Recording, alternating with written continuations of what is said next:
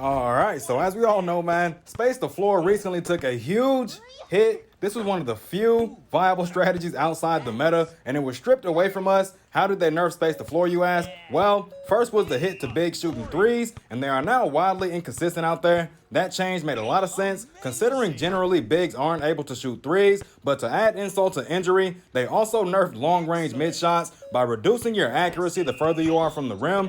Characters like Big O are seeing less consistency. Sarah is seeing less Space the Floor consistency as well. This strategy was the only thing making these characters viable, and once again, it was stripped away from us. The meta remains the same, and it's even stronger now than ever with the buff to dunks. You have to be much closer now, and you also have to block a lot closer to the time they initially jump. This is an enormous issue because there are characters like Kiang and Ben with enhanced jump, making it much more difficult to be close enough to block them, and close range dunks are even stronger than that because you needed good timing before, but now you need even better timing. Then you have characters like Zachary and Pinky dominating with their smart dunks and other variations. Huge issue. I have no idea why the weaker strategy was nerfed, and one of the most common ones was buffed. There is a cheese everywhere these days. Team 3x3, dunk cheese. High elo, dunk cheese. It's ridiculous out here, man. All the characters who relied on Space the Floor are no longer relevant. You have to sacrifice even more rebound these days to put into your mid shot, which makes it even more difficult to get rebounds over Rocket,